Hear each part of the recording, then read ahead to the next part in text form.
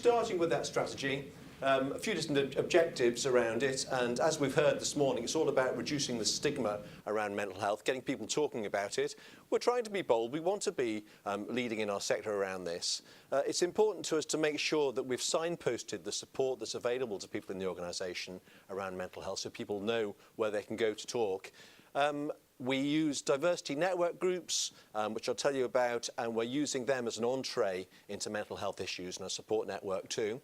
And then we're looking outwards as well as inwards. So as well as trying to make Pinsent Masons a place where people can be open about mental health issues, we're engaging with partner schools, charities, suppliers, so thinking about outside the organisation, how we can help others and also receive their help.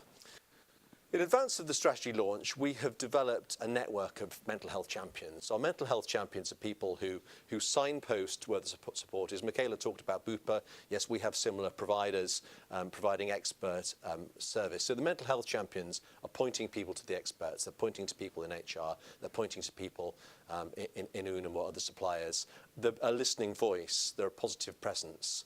They're visible. They wear a mental health lanyard showing that they're interested in the subject. So it's someone who will listen without judgment if someone has a mental health issue they want to talk about. And they've been very helpful in rolling out our programme. I mentioned that we have diversity network groups. Well, we know that people in minority groups have particular mental health issues. So we know, for example, that people who report as being LGBT are at higher risk in some areas. So we've done some particular work with our LGBT group to focus on that and give some expert support.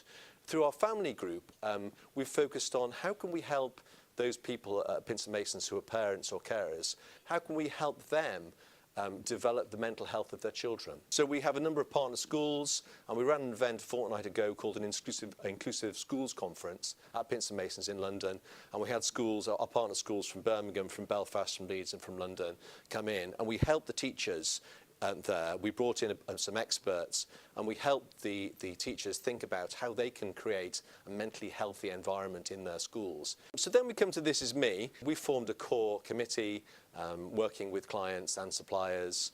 We had a regular series of small events. We got people talking about their own experiences. We've used social media campaigns. We've found that's really useful to get the word out. And we've got social media guidelines we've got access to. So we're helping the other people in the core group get access to that expertise on how to use social media in the most impactful way.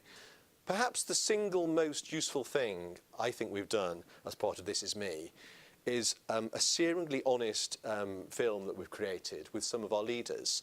Now, these are people, if you think of the old days, the bad old days, in the legal profession, saying you had a mental health issue was a sort of career suicide.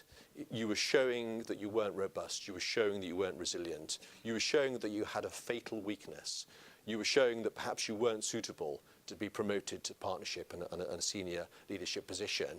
It's such a unhealthy message to have, to think that it's showing weakness. We've really tried to move this dial. You don't do it overnight, of course, it takes a period of time. What we're trying to show is actually the best leaders, the best potential future leaders are people who are honest about the issues that they face, have these issues, who deal with them, seek help, overcome them and move forward.